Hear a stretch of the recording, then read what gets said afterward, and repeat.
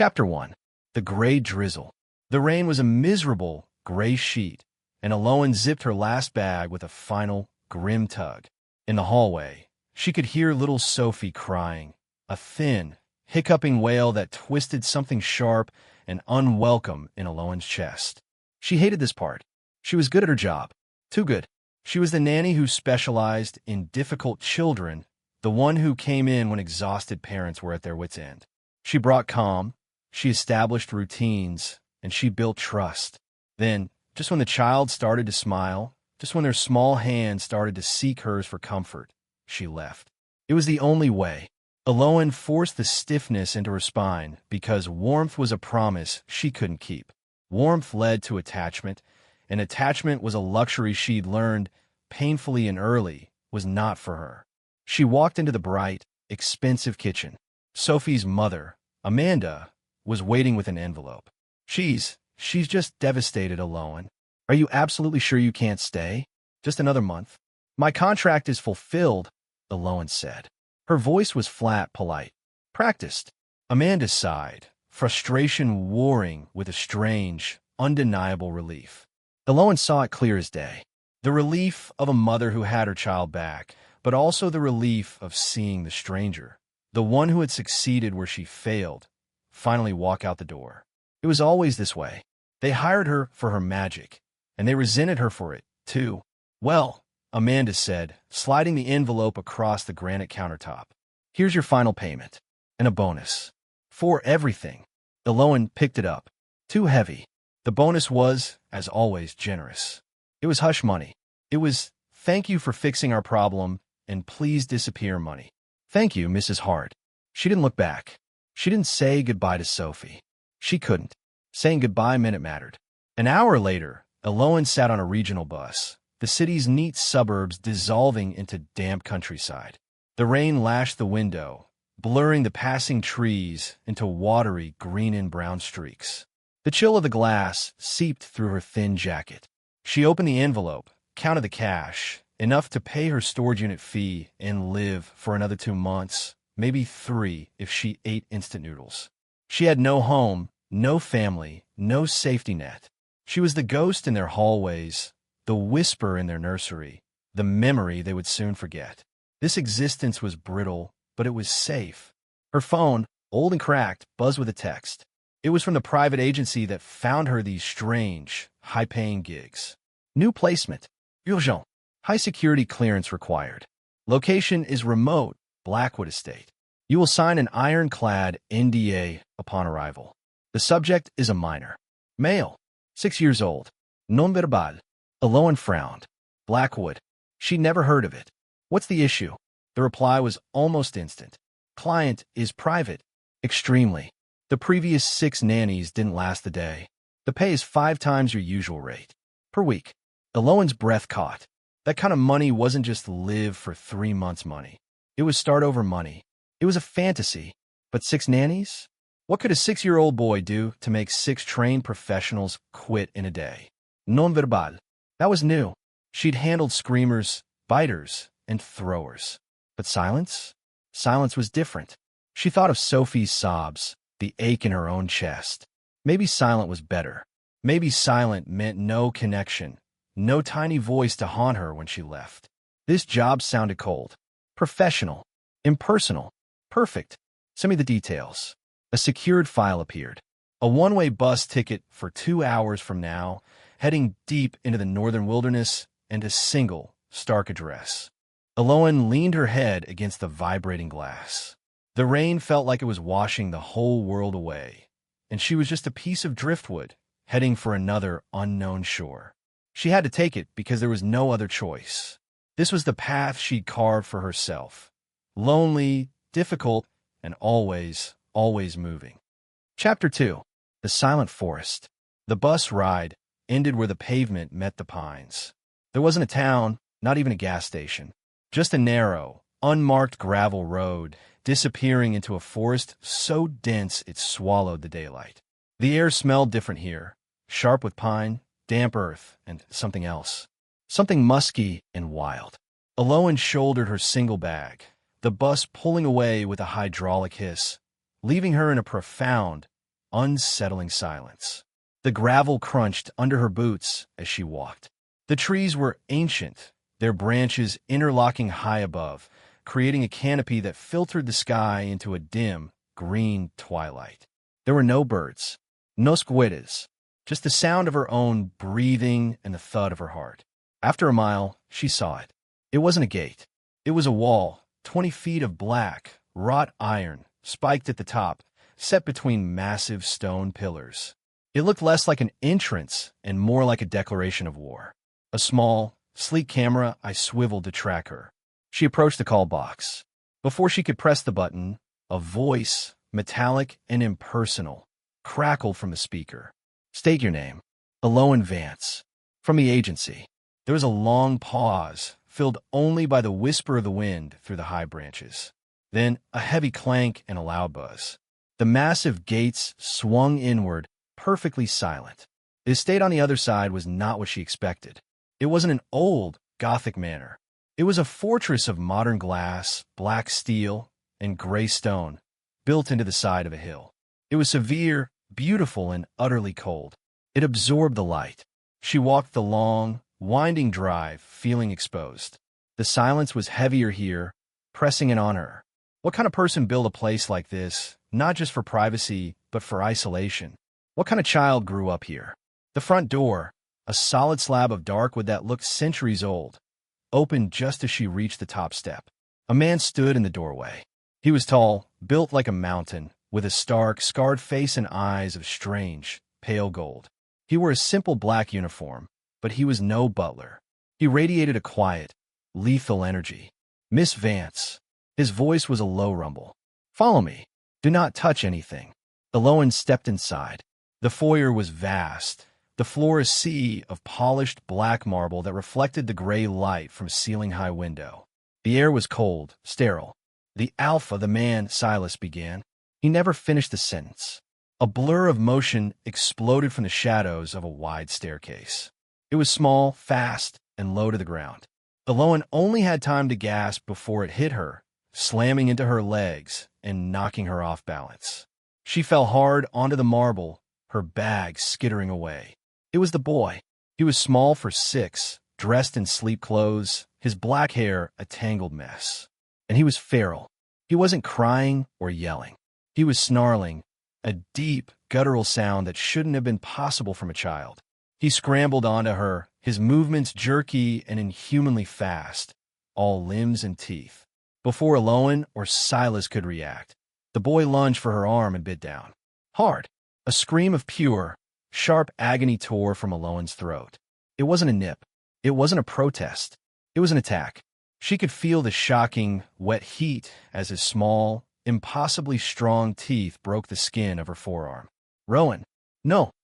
Silas barked, moving forward. But Elowen didn't try to push him off. The pain was white-hot, blinding, but through it, she saw his eyes. They were wide, terrified, and filled with a desperate, animalistic panic. He wasn't just angry.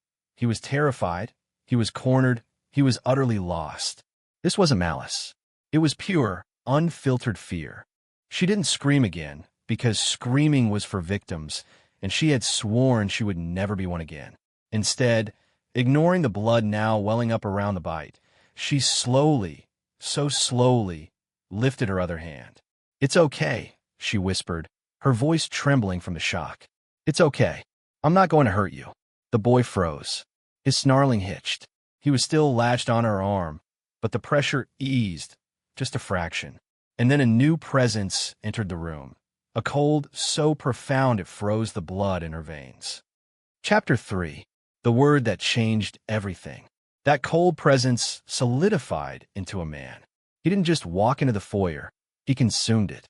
The air crackled and grew thin, the shadows seeming to deepen and stretch toward him. He was impossibly tall, broad-shouldered in a way that spoke of raw, coiled power beneath his expensive black shirt. His hair was as black as the boy's, his face a mask of harsh, striking angles and severe control. But his eyes were silver. Not gray, not blue. They were the color of moonlight on steel, and they were fixed on the scene with a chilling, murderous calm. This was the Alpha. He didn't look at Elowen. He He didn't even look at the man, Silas. He looked at the mess, at his feral son clamped onto the arm of a bleeding stranger, staining his marble floor. Silas. The alpha's voice was a low growl, a sound that vibrated in Elowen's bones. Remove her. Now. Remove her. Not help her. Not get the boy. Rage, sharp and sudden, cut through Elowen's pain. All her self-preservation, every instinct honed from a life of running, screamed at her to get up, to flee this cold, monstrous house and its cold, monstrous owner. But the boy, Rowan, was still attached to her. He was trembling, the snarls replaced by frantic, choked whimpers against her skin. He was terrified of the man who had just entered. Ignoring the alpha, ignoring the order, Elowen kept her eyes on the small, shaking form. "Shoo," she murmured, the sound quiet in the vast, tense space. "You're safe. I'm not going to hurt you. No one is going to hurt you."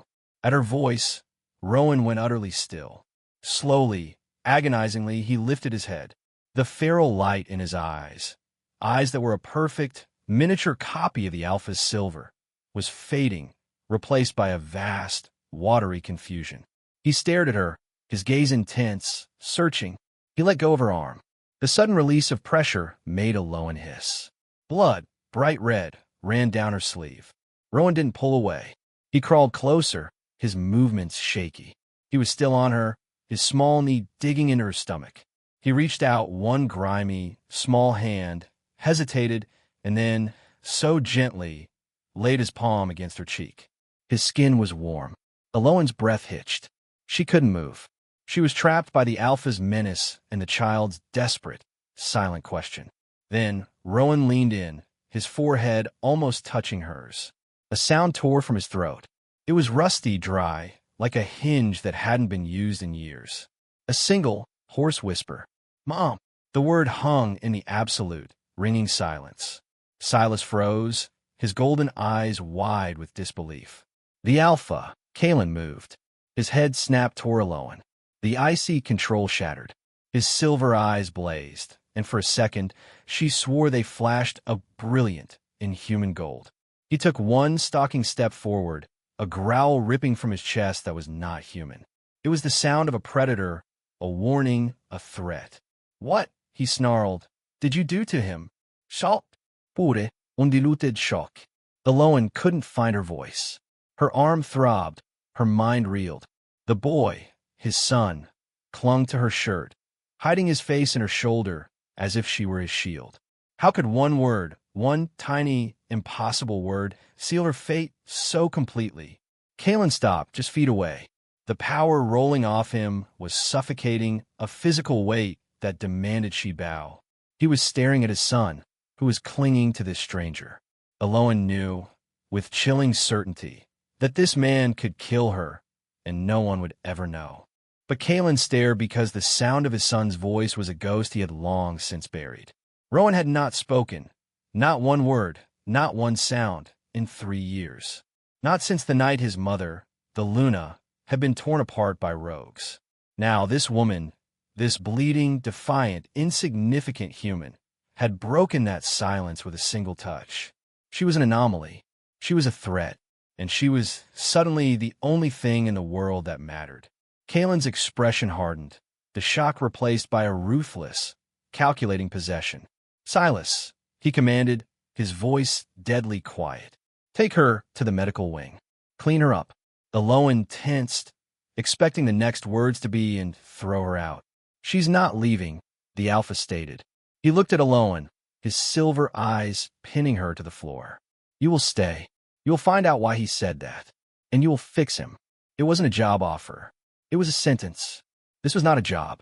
This was a prison. This was a puzzle. This was a trap. Elowen was trapped, bound not by the alpha's command, but by the impossible hope in a feral child's eyes. Chapter 4. The Scent of Sleep. The antiseptic burned. A woman with a kind face and the same dead silent energy as Silas finished stitching Elowen's arm. The bite was deep. The woman, who Elowen learned was named Dr. Alana, had cleaned it, her touch surprisingly gentle. "You're lucky," Alana murmured, taping a thick gauze pad over the wound. "His canine teeth are, well, they're sharp. He's just a child, Elowen said, her voice tight. The adrenaline was fading, leaving a deep, trembling exhaustion. Dr. Alana paused. Her eyes, a warm hazel, met Elowen's. He hasn't been just a child for a very long time, Miss Vance. There was a world of sorrow in that sentence. Your room is ready. It's adjoining the medical wing. The room was beautiful, far too beautiful for a nanny. Soft gray walls, a bed piled high with plush white blankets, a window overlooking a dark, moonlit courtyard. It felt like a gilded cage. Elowen sat on the edge of the bed, the silence of the massive house pressing in. Fix him, Kaelan had ordered. How? How did she fix a child broken by a man who seemed just as shattered? That single, impossible word, Mom, echoed in her head. It was a plea, a mistake, a brand. She was a prisoner. She knew that. This wasn't a job she could quit. The iron gates were not just for keeping people out. Elowen finally lay back, too tired to even change out of the clothes she'd arrived in, now stained with her own blood. Sleep pulled her under, heavy and dark. She woke to a noise. A faint scratch at her door. Elowen's heart hammered. She sat up, her good arm reaching for a lamp. Anything to use as a weapon. The house was silent. The rogues? An attack? Scratch. It was quiet. Furtive. She slid off the bed, her bare feet cold on the hardwood floor. She crept to the door, her breath held tight in her chest. She pressed her ear to the wood. A tiny, choked whimper. She unlocked it and pulled the door open just a crack. Rowan stood in the dark hallway. He was alone, bathed in the pale moonlight from a distant window. He was holding a worn, three-legged stuffed wolf. His eyes were glassy, unfocused. He was sleepwalking. Before she could speak, he pushed past her, walking with a zombie-like certainty into her room. He didn't look at her. He didn't seem to know she was there. He just walked to the bed, climbed onto the mattress, and burrowed under the heavy blankets. He curled into a tight, small ball on the far side, his back to the room. Elowen stood, stunned, her hand still on the doorknob. Her no-attachment rule, the one that had been her armor for a decade, felt like it was cracking right down the middle. This wasn't a job. This was something else. He is not to leave his wing. Kaelan's voice, a low and dangerous rumble, came from the shadows of the hall. Elowen jumped, her heart leaping into her throat. He was just there, a massive silhouette filling the corridor. He had moved with absolutely no sound.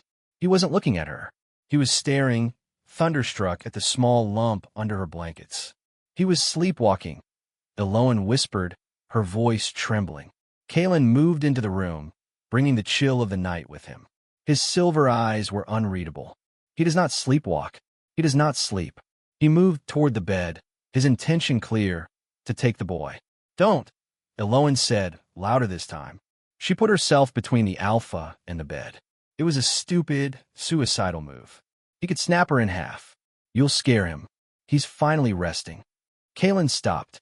His gaze dropped from the bed to her.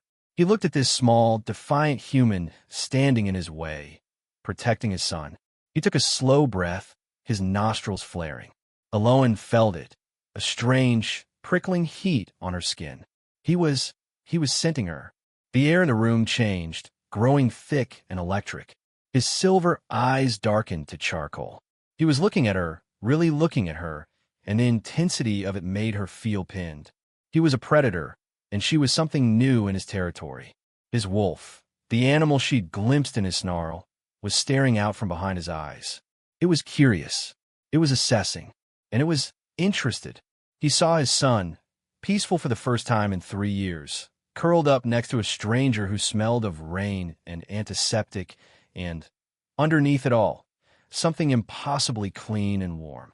The alpha was at war with the wolf, and the father was just broken. He stays, Kaelan growled, the words ripped from him. Tonight, you will not leave this room. He turned and was gone, vanishing back into the shadows. Elowen was left shaking, her heart pounding a frantic rhythm. She looked at the sleeping boy. Her arm ached. She was trapped by the feral child and his monster of a father. Slowly, she walked to the bed and slid under the covers on the very edge, as far from the boy as she could get. It didn't matter. In his sleep, Rowan whimpered, uncurled, and shuffled across the mattress until his small, cold feet pressed against her leg. Chapter 5. Rules of the Cage. Elowen woke to an empty bed. The morning light was gray and thin. For a confused second, she thought she'd dreamed it. The bite, the alpha, the child in her bed. But the indentation on the pillow next to her was deep, and her arm, when she unwrapped the bandage, looked wrong. The bite marks were there, a perfect, vicious set of small punctures. But the skin wasn't red or swollen. It was a pale, shiny pink. It looked like it had been healing for a week, not 12 hours. A cold knot of fear formed in her stomach. What was in that boy? Silas arrived with a breakfast tray and a neat stack of folded clothes, simple black trousers, a soft gray sweater. "The Alpha's orders," he rumbled, placing the tray on a desk. "Where is Rowan?" Elowen asked, pulling the blanket tighter. "The young master is in his wing. You are to remain here." The cage. She was right. Rage, cold and sharp, cut through her fear. "I'm not a prisoner. I was hired as a nanny. How can I fix him?" She spat the words Kaelan had used. "If I'm locked in a room?" She stood up, defiant. "I need to see his space, his routine, his triggers. I need to understand his world. The Alpha's world is not for you to understand. Then he can find another nanny to fail." "I do not think you understand, Miss Vance." Silas's pale gold eyes were almost pitying. "You are no longer an option. You are a necessity." The boy spoke. The click of the door signaled Kaelan's arrival. He filled the doorway, his presence sucking the air from the room. He wore the same severe black as yesterday, but he looked ragged. Dark circles bruised the skin under his eyes. He had not slept. "You will not make demands in my house," he said, his voice flat and cold. "And you will not treat me like a prisoner." Elowen shot back, surprising herself with her own fire. "You want me to help your son? He's not a pet. He's a traumatized child who needs more than a guard and a sterile room. He needs consistency. He needs sunlight. I know what my son needs." Kaelan roared, the sound vibrating in her chest. "Do you?" she challenged, her voice dropping. "He bit me because he expected me to hurt him." "Who taught him that, Kaelan?" The silence that followed was a living thing. Kaelan's silver eyes flashed, and he crossed the room in 2 long, predatory strides. He stopped, towering over her, forcing her to crane her neck to look up at him. He was using his size, his sheer power, to intimidate her, to crush her. "You," he seethed, "will learn your place. My place is with him. I have no place here at all. You have no choice. You think I'll let you walk out that gate, knowing what you know? Carrying a scent that my son now associates with her." The last word was choked. He was talking about his dead wife. The air was so thick, so charged, Elowen could barely breathe. He was angry. He was grieving. And he was terrified. "Your observations," he growled, "are noted, but they are irrelevant." He raised a hand, a dismissive, angry gesture to wave her away. Elowen flinched. Her flinch made him pause. His hand stopped, hovering in the air between them, and his fingers, long and calloused, accidentally grazed the healing, pink skin of her bite. Zap! A jolt, white-hot, blinding, shot up Elowen's arm, straight to her heart, which stopped and then restarted with a painful thud. Kaelan gasped, snatching his hand back as if he'd touched a live wire. They stared at each other. It wasn't a spark.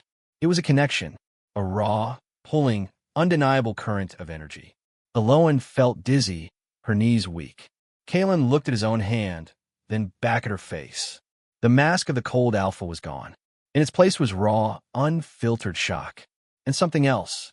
A dark, unwelcome hunger that mirrored the one suddenly screaming through her own veins.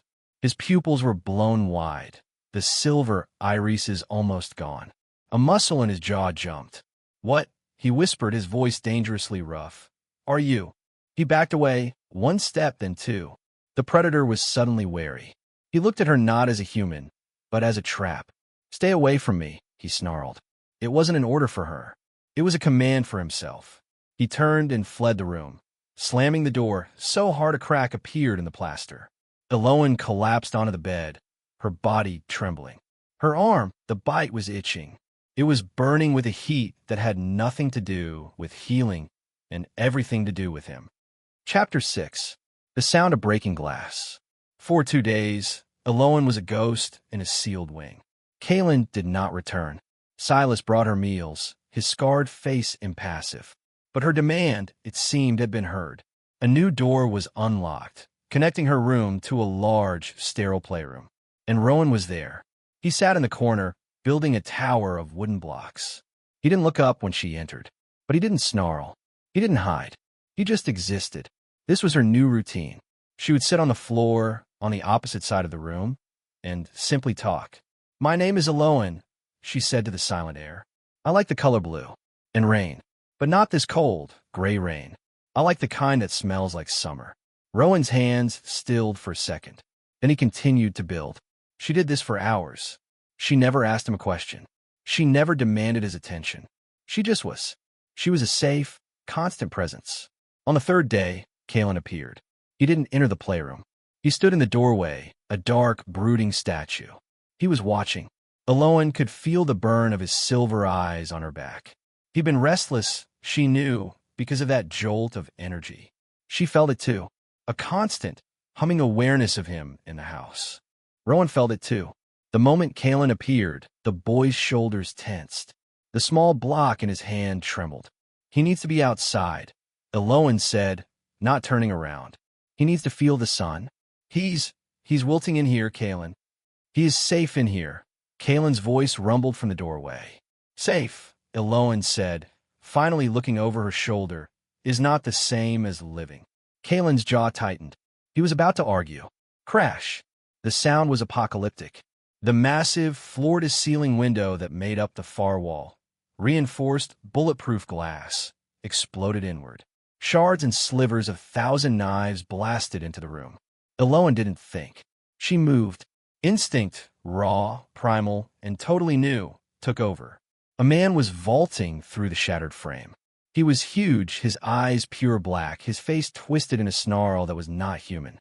Claws, long and filthy, were extended. A rogue. He was lunging for the smallest, most vulnerable person in the room. He was lunging for Rowan. "No!" Elowen screamed. She threw her body, covering Rowan's small, frozen form, shielding him with her own back as glass rained down. She squeezed her eyes shut, bracing for the impact, for the claws to tear her apart. A blur, a sound, a wet, vicious tearing, and a guttural roar that shook the very foundation of the building. Elowen opened her eyes. Kaelan stood over her, his back to her. He was changed. His hands were no longer hands. They were tipped in thick, black claws.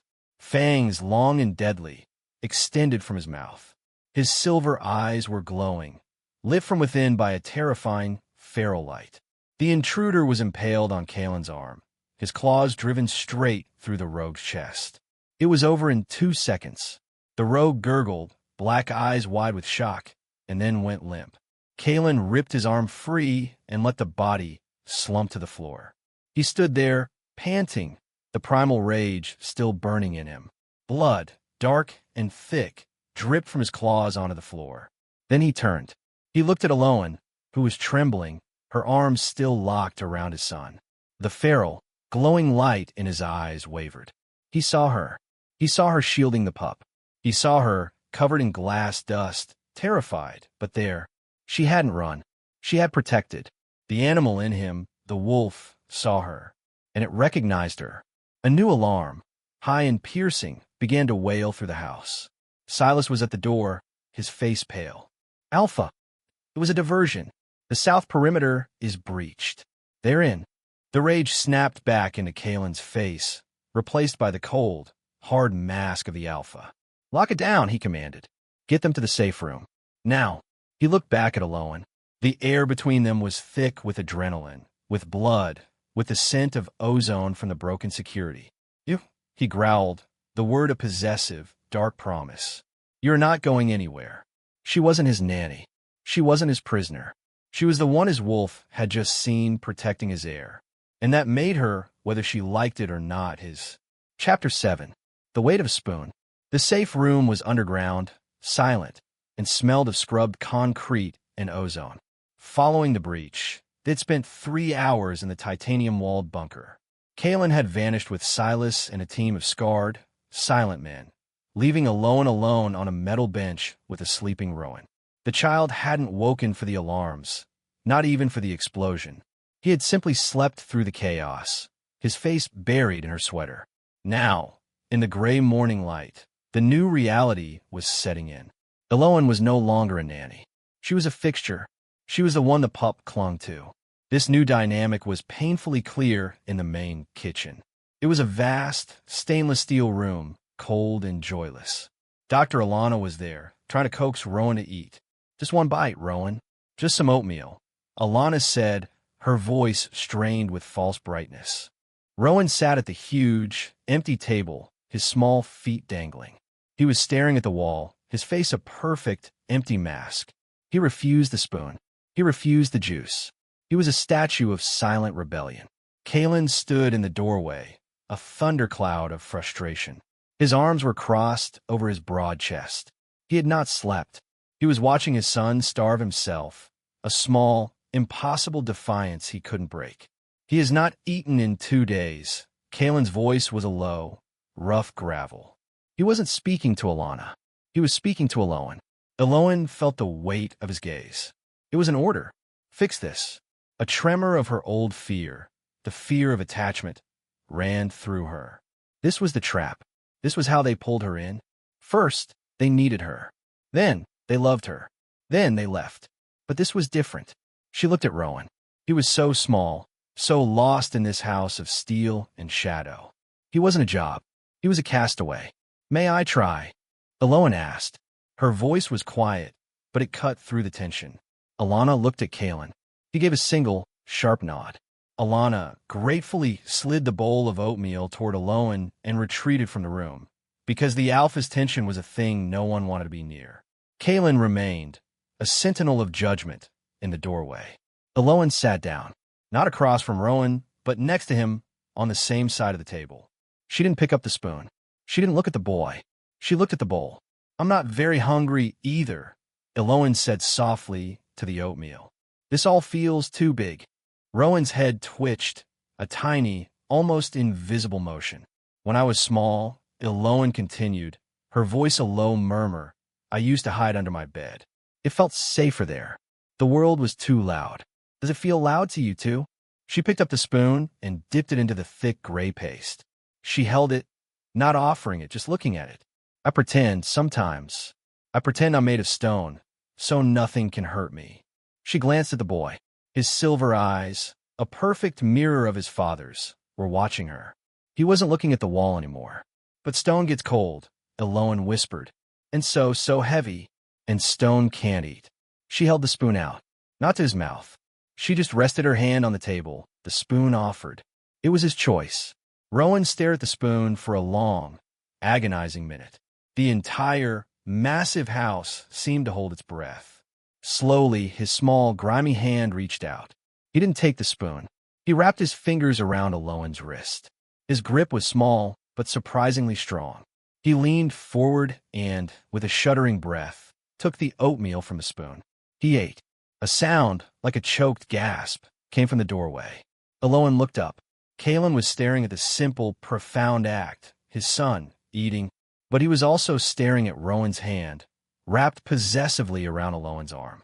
The alpha's face was a complex, warring mask of relief, pain, and a dark, sharp-edged jealousy that was almost primitive. Rowan had chosen her. Kaelan turned, his broad shoulders stiff, and left the kitchen. The pounding of his boots on the marble floor echoed, a rhythm of retreat. The new reality settled around Elowen, cold and undeniable. She was feeding his child, she was sleeping in his house, and she was trapped in the crossfire of a grief she could not understand. Chapter 8. The Lessons of the Wolf. She is a weak point. Elowen overheard the words from the hallway. It was Silas's low rumble, coming from Kaelan's office. "She is a human," Kaelan's voice returned, sharp as glass. The robe went through a reinforced window. What was she supposed to do? She is a distraction. Alpha. She cannot protect herself, so you must. That makes you vulnerable. There was a long, dangerous silence. Elowen pressed herself into the alcove, her heart hammering. Rowan was in his playroom, finally calm. She had been on her way to the library. The office door slammed open. Kaelan stood there, his silver eyes blazing. He had known she was there. He had known she was listening. "Come with me," he commanded. He didn't wait for a reply. He strode down the hall, his long legs eating up the ground. Elowen had to almost run to keep up. He led her out of the house, into the cold, damp air of the estate. The sky was a heavy, gray lid. He took her to a wide, muddy circle, ringed by thick wooden posts. "A training ring. Silas is right," Kaelan said, his voice flat. He stripped off his heavy jacket, revealing the black shirt that clung to his powerful torso. The cold air didn't seem to touch him. "You are a liability. That ends today. I'm not a fighter," Elowen protested, crossing her arms, more for warmth than defiance. "I'm a nanny. You are nothing," he growled. "If you are dead, and you live in my house, you will learn." He stalked to the center of the ring. "The first lesson is not to fight. It is to feel. Rogues, shifters, we move with intent. We hunt. Humans, you blunder. You are loud in your scent and your sound." "I don't know what that means." "It means," he said, and he was suddenly right in front of her, "you rely on your eyes. That is your first mistake." His proximity was suffocating. He smelled of pine, of ozone, and that same wild musk that was uniquely his. It made her head swim. "Close your eyes." "What?" "Close them," he roared. She flinched and squeezed her eyes shut. The world vanished, replaced by the sound of the wind, the damp chill, and his breathing. He was too close. "You are blind," he murmured, his voice now a low, hypnotic rumble. "Now listen. Feel the air. I am going to move. You will tell me where I am." She heard nothing, but then a shift. The air on her left cheek felt emptier. The heat of him was gone. "You moved," she whispered, "to my left." She heard a soft huff. Again, he moved. This time, she felt the displacement of air behind her. Her skin prickled. "Behind me." "Good." She opened her eyes. He was standing an arm's length away. "Now block." He moved, a blur. His hand lanced out, not to hit her, but to grab her. She was too slow. Her reflexes were human. His were other. He caught her by the shoulders. His grip was iron. "You are dead," he stated, his voice flat. "I told you I'm not."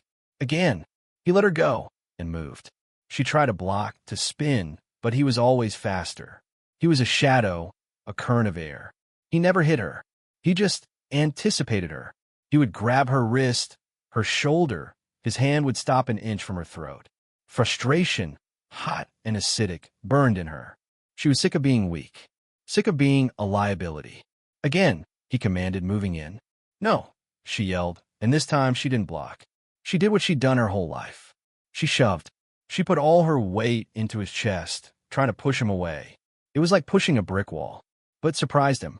He hadn't expected her to attack him. His own balance was off. He stumbled back, and his hand shot out to steady himself by grabbing her. He pulled her hard. Elowen fell forward, right into his chest, her hands trapped between them. The world stopped. She was pressed against a wall of unyielding muscle and furnace-like heat.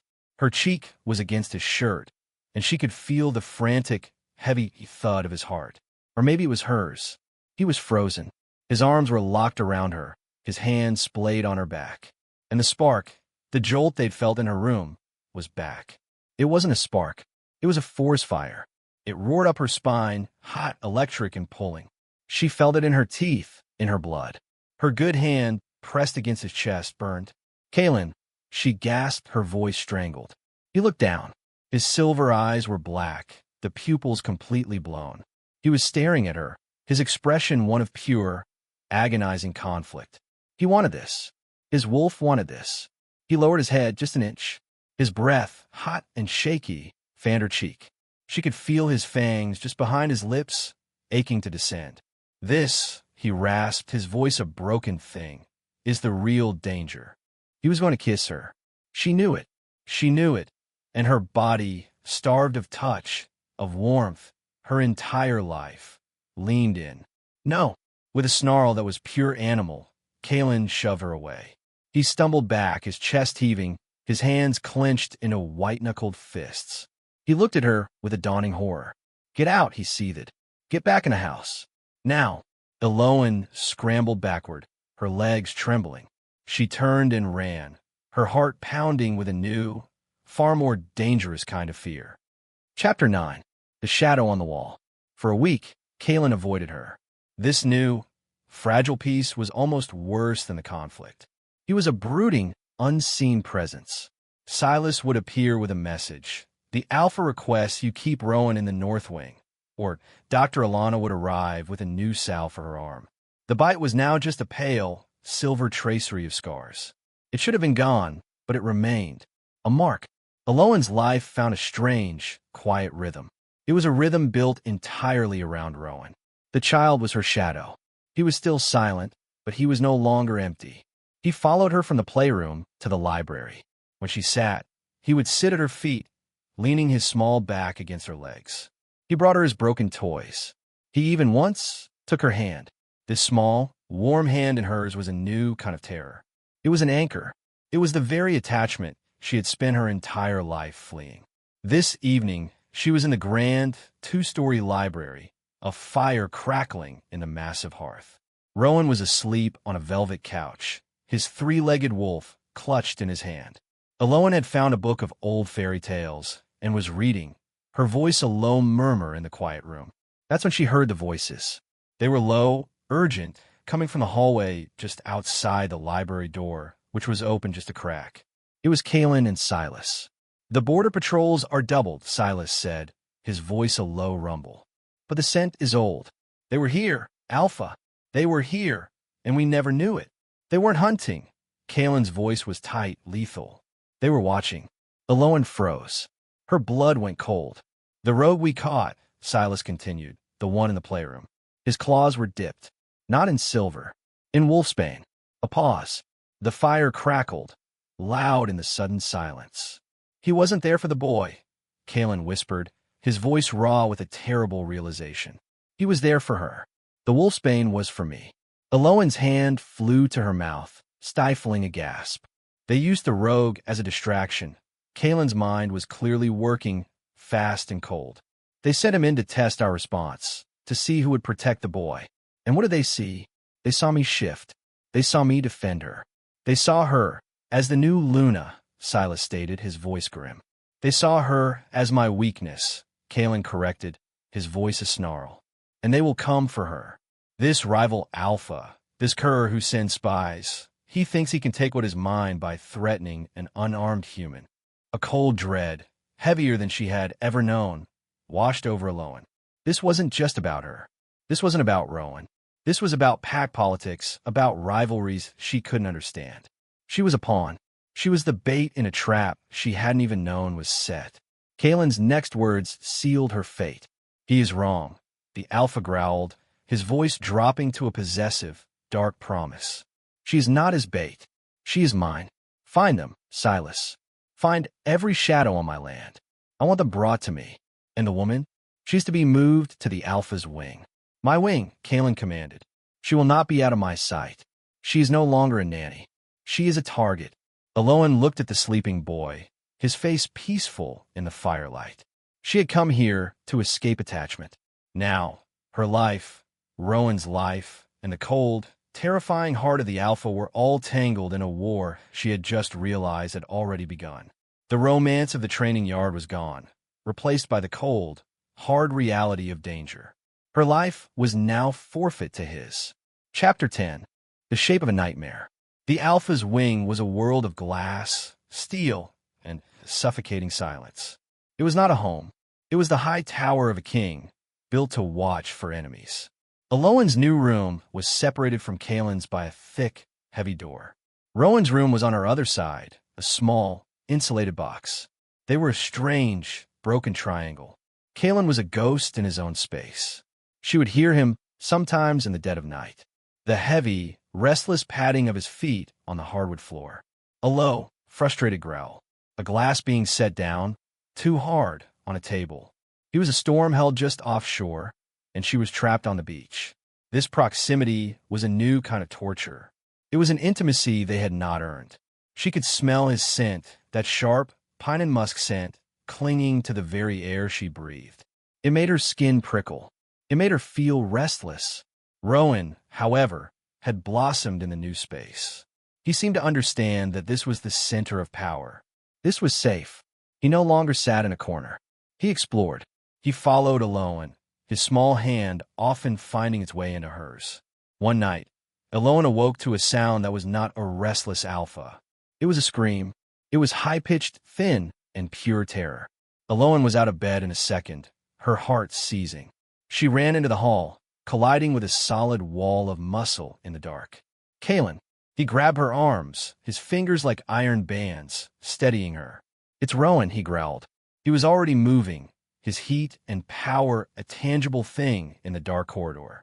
They burst into Rowan's room together. The boy was thrashing in his bed, his blankets tangled around him. He was not crying. He was snarling.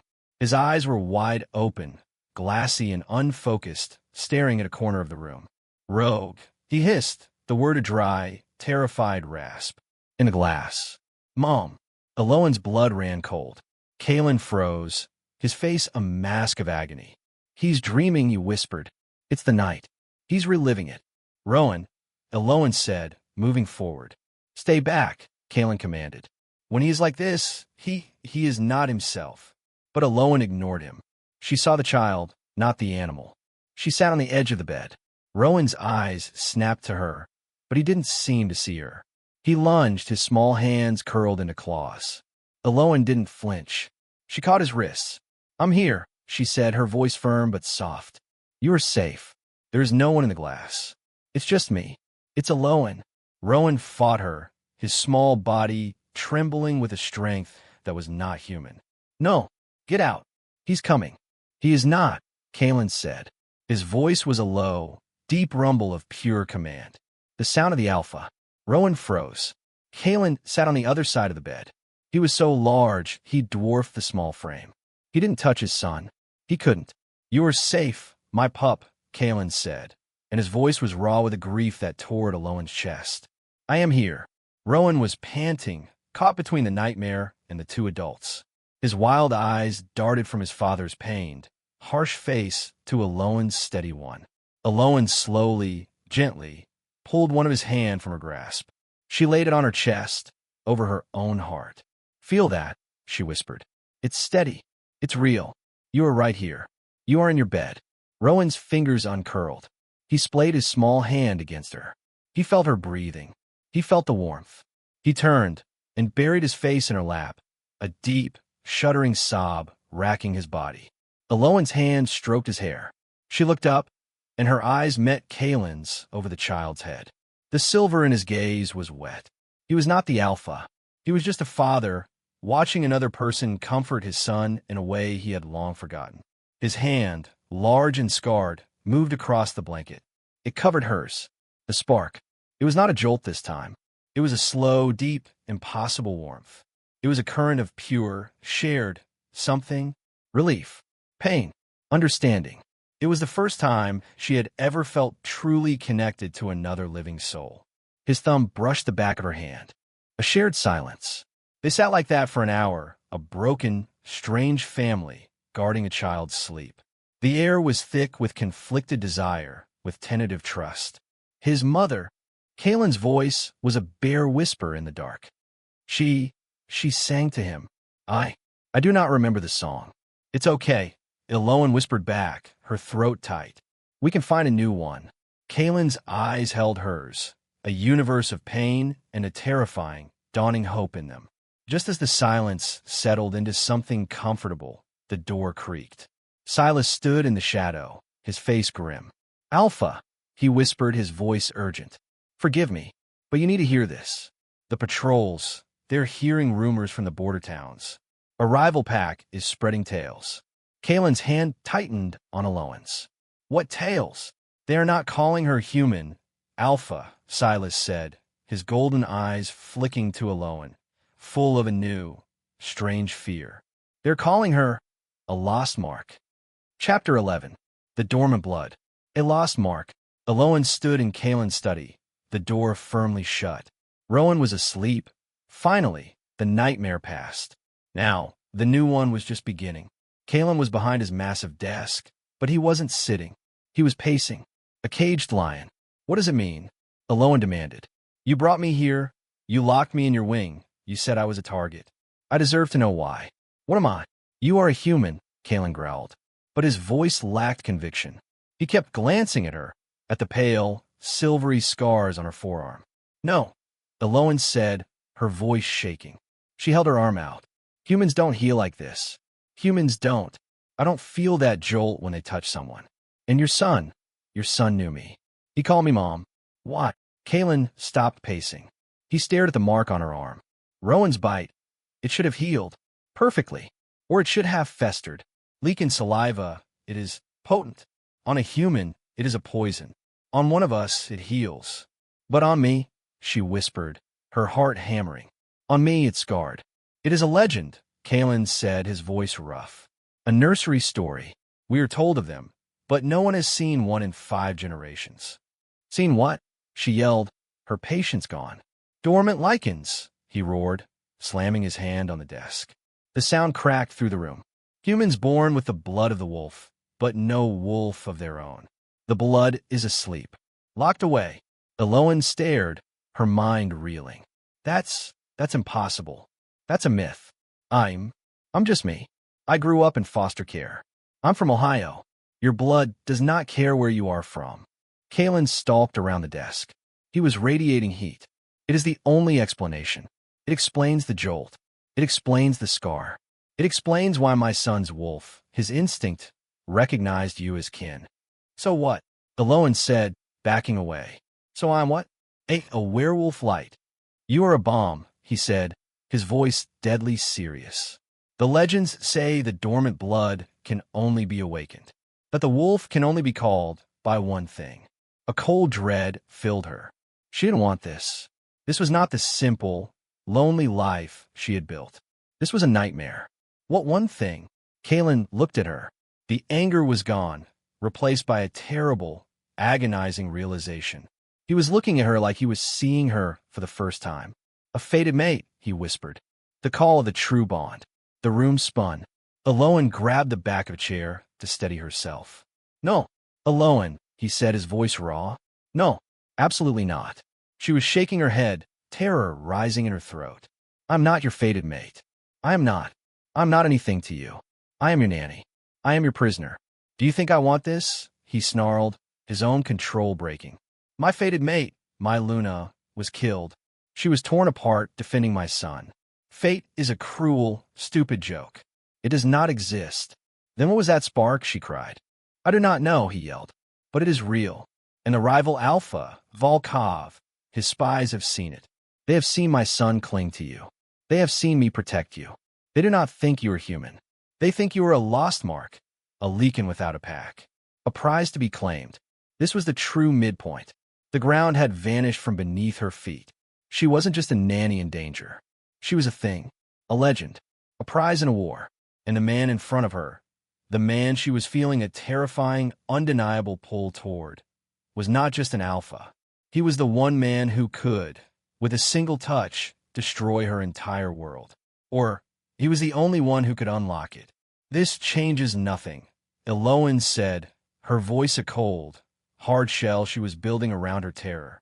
I'm not a wolf. I am not your fated anything. It changes everything, Kaelan growled. He advanced on her, his silver eyes blazing. It means you're not a weak point. You are a weapon. You just don't know how to use it. And Volkov, he wants to claim you because he knows it will break me. Or he wants to awaken you himself. A new, violation-filled horror crashed over her. This bond, Kaelan said, his voice dropping. It is not a romance, Elowen. It is a battlefield, and you are now the most valuable thing on it. Chapter 12. The Wolf in the Glass. She was suffocating. The revelation, dormant leakin, fated mate, was a stone in her throat. She had to get out. She fled the study, ignoring Kaelan's call. She ran, her feet pounding on the hardwood, until she reached the glass-walled sunroom. It was the only room in the house that felt open. It was a clear, cold night, and a full, brilliant moon hung in the black sky, bathing the room in silver light. Rowan was there, his face pressed against the glass, watching the moon. It's pretty, she said, her voice trembling. Rowan didn't turn, but he pressed his small palm to the glass. Elowen stood next to him, her heart a wild, trapped bird. A leakin', a mate. It was all too much. She felt it then. A shift in the air. The same prickling on her skin as in the training yard. Intent. Rowan, she said, her voice sharp. Move away from the glass. Now. The boy looked at her, his silver eyes wide with confusion. Crash. It was not one rogue. It was three. They didn't burst through the glass like the last one. They were different. Smarter. They moved with a military precision, shattering the glass in two places and vaulting in, fanning out. They were not the wild, frenzied rogues. These were hunters, and their eyes, black and cold, were fixed on her. Run! Elowen screamed, shoving Rowan toward the solid inner wall. Get your father. Yell! Rowan, for the first time, did exactly as he was told. He scrambled away, screaming a name, Papa, Papa. But the hunters were too fast. One cut him off, grabbing the boy by the front of his shirt. The second one lunged at Elowen. She didn't run. She remembered Kaelan's lesson. Block. She dodged, spinning out of the way, just as his claws ripped through the air where she had been. The third one, the largest, just watched. He was the leader.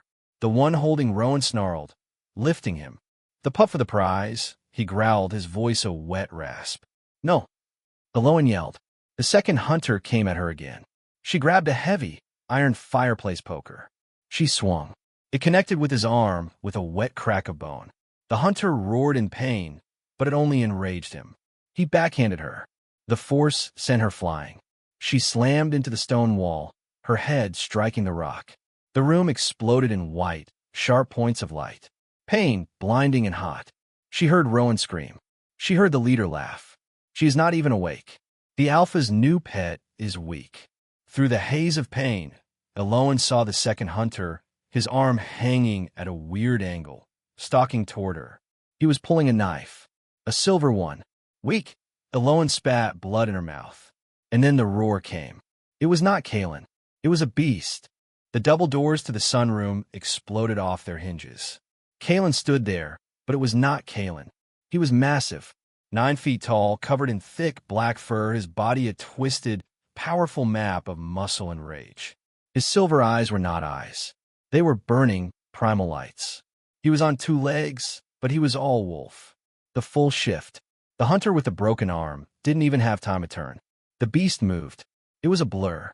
One massive clawed hand swiped. The hunter's head left his body. It was a slaughter.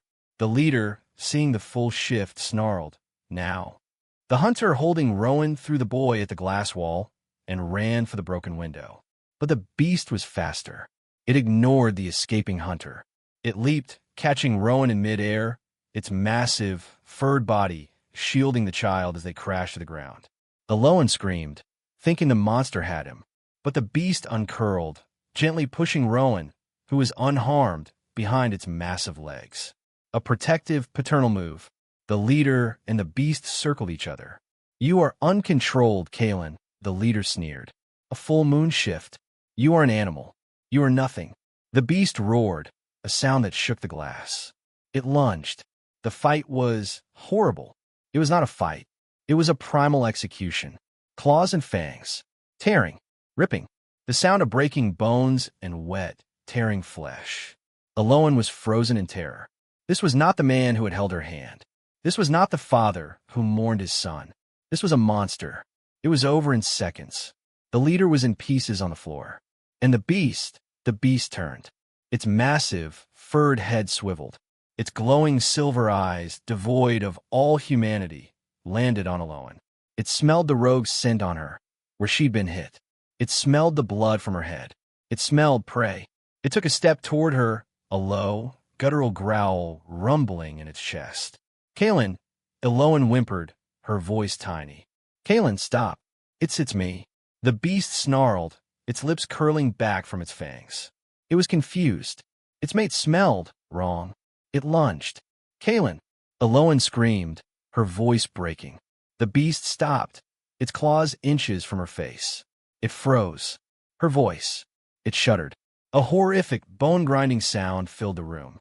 The monster convulsed. It fell to its knees. The fur receded.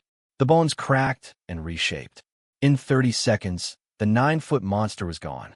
Kaelan was left in its place, naked, covered in blood, his chest heaving. He looked at the carnage. He looked at his own hands, dripping red. Then he looked at Elowen.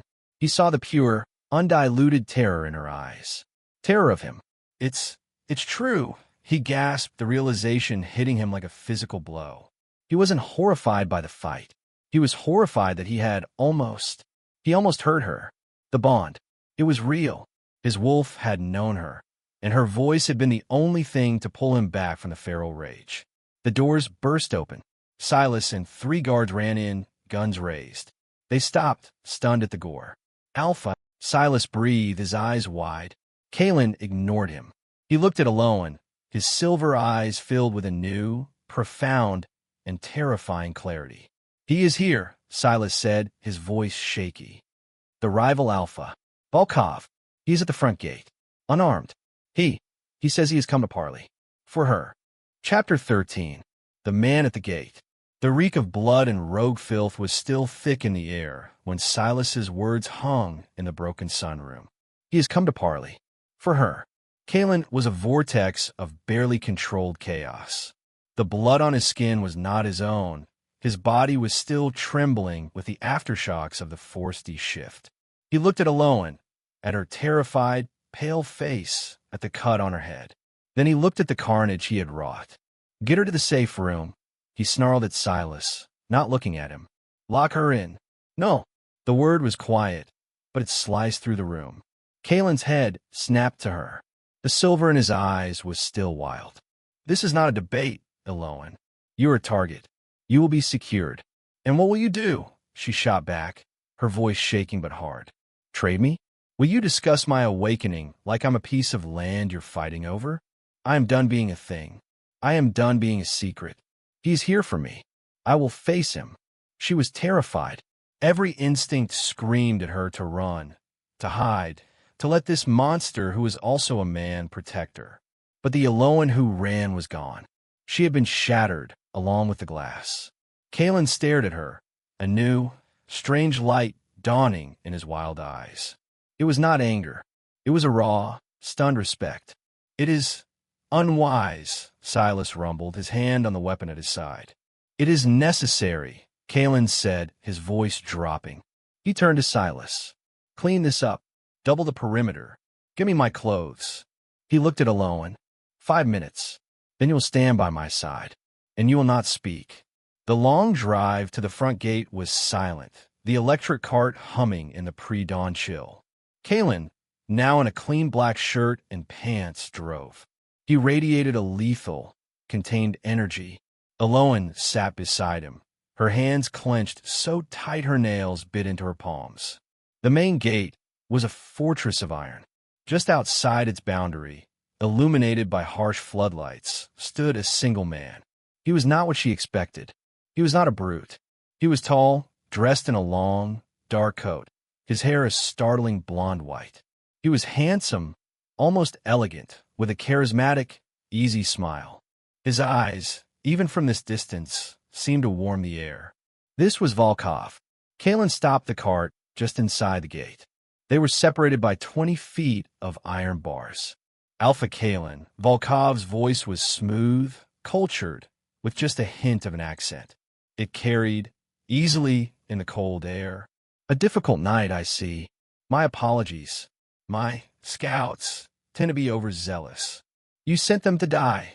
Kaelan's voice was a low growl. I sent them for information, Volkov corrected, his smile never wavering. He looked past Kaelan, his eyes landing on Elowen. His smile vanished. His face was filled with a sudden, profound reverence. Awe. It is true, he breathed. He took a step closer, his gaze fixed on her. The lost blood, the dormant mark. She is not for you, Kaelan snarled, stepping half in front of her. She is not for you, Kaelan, Volkov said, his voice hardening. You, who keeps her a prisoner. You, whose beast almost tore her apart. Did you know, he said, his voice dropping, speaking to Elowen, that a true mate bond calms the wolf? His beast should kneel to you, but he cannot control it. He is broken. A true alpha would awaken you. He just wants to possess you.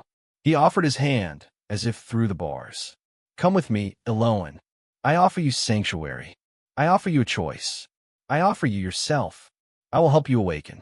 I will help you find your wolf. It was a perfect seduction. He was offering her everything Kaelan refused. Elowen looked at this handsome, reasonable man. He was a liar. He was a murderer. He had sent men to kill her. She looked up past the gate, past Volkov, to the high tower of the Alpha's wing. In the window, a small, pale face was watching. Rowan. That small face gave her strength. She stepped out from behind Kaelan. Her head throbbed. Her body ached. But her voice was clear. He sent them to me, she said, her voice ringing in the cold. Volkov's eyes widened. He sent them to my child's playroom, she continued, her voice gaining strength. You call yourself an alpha. You are nothing but a coward, sending shadows to do your work. You are a thief. You want to take what you cannot earn. She stepped up, standing shoulder to shoulder with Kaelan. She put her hand on the iron bar. I am not lost, she said, her voice lethal. I am not dormant. I am here, and I am his. She pointed, not at Kaelan, at Rowan. I belong to the pup you try to terrorize. Now get off this land, before the real alpha decides to finish what your scout started. The silence was absolute. Volkov's handsome face had gone pale. His eyes, no longer warm, were chips of blue ice. Kaelan was staring at Elowen, his breath caught in his throat. She hadn't claimed him. She had claimed his son. She had declared herself Luna, not as a mate, but as a protector. Volkov's polite mask cracked. A deep, guttural snarl escaped him. You have made your choice, dormant one. You have chosen the broken beast. You will regret it. He turned, a blur of motion, and was gone, swallowed by the dark forest. Kaelan said nothing. He just looked at Elowen, at the tiny woman who had just declared war on his behalf. Get in the cart, he said, his voice rough with an emotion she could not name. We're going back. Chapter 14. The Fire and the Flood. The ride back was a humming, electric silence. The adrenaline was fading, leaving Elowen shaking so hard her teeth chattered. Kaelan's presence beside her was a furnace of unspent rage and something else. Something possessive and raw. He didn't take her to her room. He marched her to his study, the same room where she had learned the truth. He kicked the door shut. He didn't turn on the lights. The room was lit only by the gray, watery dawn. He rounded on her, his face a mask of shadows. What the hell did you think you were doing? He roared. I was doing what you couldn't, she shot back, the terror replaced by a sudden, white-hot fury. I was ending it. I was giving him an answer. You gave him a target, he yelled, slamming his fist onto the desk. You painted a bullseye on your back. You stood there and you claimed my pack, my son. Someone had to, she screamed. You were just standing there, letting him call you a beast, letting him seduce me. He was right. Kaelan exploded. The words were torn from him, raw and bleeding. I am a beast. I almost killed you tonight, Elowen. My wolf, my own soul, saw you as prey, and you, with your human fragility, you stopped it. You stopped me. How? He grabbed her, his hands clamping down on her shoulders. He wasn't gentle. He was desperate. How did you do it? He seethed, shaking her. What are you? I'm the woman you are terrified of, she cried, pushing against his chest. You are not afraid of Volkov. You are not afraid of your beast. You are afraid of this. She splayed her hand on his chest, right over his heart. The spark. It was there. A roaring, crackling fire that consumed the air. You are a coward, Kaelan, she spat, tears of rage and fear blurring her vision. You are so wrapped up in your grief, in the wife you lost, that you cannot see the woman who is right here. You would rather be a monster than a man, because being a man means you have to feel this. His breath hitched. His silver eyes, wide with shock, stared down at her. Say it, she whispered, her voice breaking. Say that you feel nothing. He was trapped. His wolf was warring with his grief. The man was warring with the alpha. I feel, he rasped, his voice a broken thing. I feel rage. I feel agony. I feel. He lowered his head. His forehead rested against hers. She could feel the tremor running through his entire, massive body. I feel you, he confessed, and it is killing me. This was the true confession. This was the point of no return. His hands slid from her shoulders, one moving to her back, pulling her flush against him, the other cupping her face. His calloused thumb brushed the cut on her head. He was going to kiss her. This was it. The culmination of the spark, the fight, the bond. Kaelan, she breathed. BZZT. BZZT. His phone, in his pocket, vibrated. A harsh, mechanical intrusion. The spell shattered. He stiffened, pulling back. The alpha mask slammed down, cold and hard. He ripped the phone from his pocket. He read the text. The blood drained from his face. He went utterly, terrifyingly still. Alpha. Silas's voice crackled, tinny and panicked, from the phone speaker. He's not at the gate. He was never at the gate. That was not Volkov. Kaelan's eyes, wide with a new, dawning horror, flew to the window. What do you mean, not Volkov? He growled. It was a projection, an illusion, Alpha, a scent marker. The real Volkov. He's in the East Wing. Alpha, he has the pup. He has Rowan. The bottom fell out of Elowen's world. It was a trap, she whispered. Kaelan didn't answer. He was already moving. He grabbed her arm, his grip a band of steel, and threw open the study door. He used me, Kaelan snarled, to draw you out. And he used the parley to get to my son. He was dragging her, running down the hall. He has my son. Chapter 15. The empty room. They ran. Kaelan's long, powerful strides were almost too fast for her to follow, his grip on her arm bruising. The house was in chaos. Alarms were blaring inside the walls, a silent, deep thrumming that was for the pack, not for intruders. Where are they? Elowen panted, her head swimming. The East Wing. Rowan's old nursery, Kaelan growled. He was a creature of pure, focused rage. The man from the study was gone, replaced by the Alpha. A sentimental choice. Volkov is mocking me. They rounded the corner into the East Wing. It was silent. The alarm was not blaring here. It was a trap. Kaelan stopped, pulling Elowen behind him. He sniffed the air. His body went rigid. He's here, he whispered. They crept down the hall, their footsteps echoing in the silence. They reached the nursery. The door was open, just a crack. A small, whimpering sound came from inside. Rowan. Kaelan shouldered the door open, ready for a fight, ready for a monster. The room was empty, except for Rowan, who was sitting in the middle of the floor, unharmed, crying. Papa, he wailed, scrambling to his feet. Kaelan rushed in, sweeping his son up in his arms, his silver eyes darting to every corner. He crushed the boy to his chest, burying his face in his son's hair. You are safe. You are safe. Kaelan, Elowen said, her voice a cold whisper. He looked at her. She was standing in the doorway, staring at the small, carved wooden crib. It's a trap, she said again. He's not here. He was here, Kaelan said, his eyes scanning the room. I can smell him. He left him. Why? Because he didn't want him, Elowen said, a terrible, cold certainty settling in her gut. The scent hit her then. Not Kaelan's pine and ozone. Not the old, dusty smell of the nursery. It was a new scent. Spiced. Musky. Wrong. It was behind her. She turned. A hand clamped over her mouth. A cloth pressed hard against her nose and mouth. The smell was acrid, chemical. Volkov stood in the hallway, his blue eyes no longer charming, but flat and cold as a shark's. He was not alone.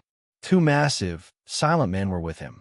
You see Alpha, Volkov said, his voice a calm, cruel murmur as Elowen's legs began to buckle. You both made a mistake. Kaelan stood frozen in the nursery, his son in his arms. He was in a doorway 10 feet away. You, Volkov said to Kaelan, thought your son was the prize. You thought I was like you, that I would steal your legacy. He pulled Elowen back, her body slumping against his. His other hand produced a syringe, the needle long and silver. He plunged it into her neck. Elowen gave a single, muffled cry. Her vision blurred, the edges turning dark. No, Kaelan roared. He started to move, to lunge. Ah, Volkov said. His two guards stepped forward, blocking the nursery door, their hands up. They were holding nothing. One more step, Volkov said, and I will give the order. My men are in the power core. They will detonate the gas lines. This entire wing will be rubble. You and your pup will be ash. Kaelan stopped. He was trapped. He was holding his son, and he was being checkmated. And you, Volkov whispered, his lips against Elowen's ear as her consciousness faded. You thought you were a protector. You thought you could choose. He looked at Kaelan, his smile a thin, cruel line. She was a prize. But now she's a weapon. My weapon. Kaelan's face was a mask of pure, primal agony. He was forced to choose. His pack, his son, or his mate. Elowen, he roared. But she was gone. Her eyes rolled back, and she went limp in Volkov's arms. A fair trade, Kaelan, Volkov sneered. He began to walk backward, his guards moving with him, never taking their eyes off the alpha. Your son, for your future. I think I have the better part of the deal. They vanished into the shadows of the hall. Kaelan was left standing in the nursery, his son sobbing in his arms. The woman who had just confessed her feelings, the woman his wolf now screamed for, gone. He had his son, but he had lost everything. He threw his head back and roared, not a sound of rage, but of pure, soul-shattering loss. Chapter 16. The Scent of Ash. The silence in the nursery was a physical weight. It was a suffocating, heavy blanket that smelled of Elowen's terror and Volkov's cold, spiced triumph. Kaelan stood frozen, his son small, hot tears soaking into his shirt. Rowan was clinging to him, his entire body a single, vibrating knot of fear. He's gone, Rowan whispered, his voice the same rusty, broken thing Elowen had first unbound. He took her. For a long, agonizing moment, Kaelan was not the alpha. He was not the beast. He was just a man, standing in the rubble of his second great failure. He saw the trap he had walked into. He felt the sharp edges of the checkmate. He tasted the metallic tang of defeat. He had been forced to choose, and Volkov had stolen the choice anyway. But the grief this time was not a cold, paralyzing thing. It was hot. It was a furnace of pure, undiluted rage. He had failed his first mate because the world was cruel. He had failed Elowen because he had been a fool. Silas. Kaelan's roar was not a human sound. It was a command that rattled the very walls, a sound of breaking glass and pure authority. The man was at the door in seconds, his golden eyes wide, taking in the empty room, the sobbing child, the thunderous fury on his alpha's face. He's gone. She's taken. I know, Kaelan growled. He handed Rowan to his guard, an agonizing, tearing motion. Rowan shrieked, his small hands grasping, but Kaelan's arms were already empty. Take him to the safe room, the real one. Seal it. Do not open it until I return, or until I am dead. Do you understand me, Silas? Silas nodded, his face grim. Alpha, the drug. What if? He won't kill her, Kaelan snarled, the words ripping from his throat. He stalked from the nursery, his long strides eating up the hallway. Not yet. He wants her awake. He wants to break her bond to me. He thinks he can steal her.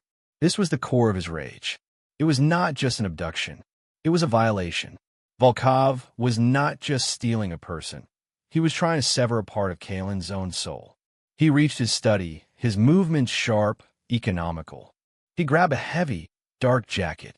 He grabbed a satellite phone, and he grabbed a long, wicked-looking blade, sheathed in worn leather. Alpha, you cannot go alone, Silas protested, holding the still-crying Rowan. His men are still on the grounds. It is a trap. Of course it's a trap, Kaelan spat, shoving the blade into a loop on his belt. He wants me to follow. He wants the broken, grieving Alpha to come charging in, blinded by rage. Then, what will you give him? Kaelan stopped at the door. He turned, and the man was gone. His silver eyes were glowing. The beast was just under the surface, a predator held in check by a single, burning purpose. "The beast," he whispered, his voice a low, chilling promise. "I will give him the monster he has been so desperate to meet. He thinks I am broken. He thinks I cannot control my wolf." A low, humorless laugh rumbled in his chest. "I have not been controlling it, Silas. I have been caging it. Volkov has just handed me the key." He looked at his son. "I will bring her home, Rowan. I promise you." Kaelan was gone, not out the front door. He went to the great, shattered window of the sunroom, the place of the last attack. He stood on the edge, the cold night air washing over him. He took a deep, shuddering breath. He smelled her fear, her pain, and the cold, spiced scent of his enemy. He did not run. He hunted. He launched himself from the broken window, landing in the dark forest with a silence that belied his size. He was not a man anymore. He was a shadow, a promise of death, and he was following the bond. He would burn Volkov's entire world to the very ground. Chapter 17. The Dormant Cage. Consciousness returned like a cold, wet slap. Elowen's first sensation was cold. A deep, penetrating cold that seemed to be coming from the ground itself. She was on stone, hard and unforgiving. Her second sensation was fire. A strange, chemical heat was burning in her veins. It was not a fever. It was an energy. It was the drug. She awakens. Good. That voice. Smooth, cultured, and utterly devoid of warmth. Elowen's eyes snapped open. She was not in a cage or a cell. She was in a clearing. Ancient, moss-covered stones stood in a circle around her, like the teeth of some long-dead giant. Torches, set on poles, cast a flickering, hellish orange light. The moon was high and full, a perfect silver coin, but its light felt wrong here. Volkov stood before her, not in his dark coat, but in something more ritualistic. A simple, dark tunic. He looked serene. Where is he? The Elowen rascal, her throat dry. Where is Kaelan? The broken alpha? Volkov smiled, a sad, pitying expression that made her blood run colder than the stone. He is, I imagine, tearing his home apart. Or perhaps he is running into one of the many traps I left for him. He is predictable. What do you want? She said, pushing herself up on her elbows. The drug made the world tilt. I want justice, Elowen. He walked toward her, his movements fluid like a dancer. I want to correct a great wrong. You see, this, he gestured to the standing stones, is a place of awakening. And you, my dear, are long overdue. He knelt in front of her. His blue eyes were hypnotic. I know your story. I know all about you. The foster homes, the running, the no attachment rule, the profound, aching loneliness. Stop it, she whispered. You build a prison for yourself, he continued, his voice a gentle, terrible lullaby. You kept the world out because you knew, deep down, that you were different, that you did not belong. He told her a story then, a story of his own pack, generations ago, a story of a young, dormant blood woman, just like her, who was stolen by a rival alpha. He awoke her, Volkov said, his voice laced with an ancient pain. He claimed her, and our pack withered. The bloodline thinned. We lost our connection to the moon. She was our future, and he stole her. Elowen stared, the pieces clicking into place. You're not an alpha. You're a zealot. I am a guardian, he corrected, his voice hardening. Kaelan, he is a brute. He is a beast of rage and blood. He lost his fated mate. His wolf is broken. He cannot awaken you. He can only possess you. He would keep you dormant forever, a human pet, because he is terrified of what you are. And what am I? She challenged, her voice trembling. You are ours, he said. His hand went to his belt, and he produced a small, carved wooden box. This drug, it is not a poison. It is a catalyst. It is designed to burn away the human shell, to prepare the vessel. He opened the box. Inside, on a bed of black velvet, was a knife. It was not silver. It was black, obsidian, and it seemed to drink the torchlight. Fear, cold and sharp, cut through the chemical haze. You're not going to waken me, she breathed. You're going to sacrifice me. Volkov laughed. It was a cold, sharp sound. Sacrifice?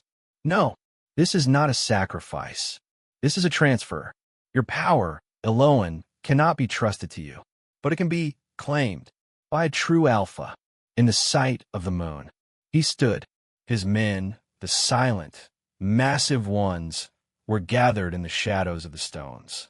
They were watching. This was a ceremony. He was going to kill her here in front of his pack and somehow steal her power.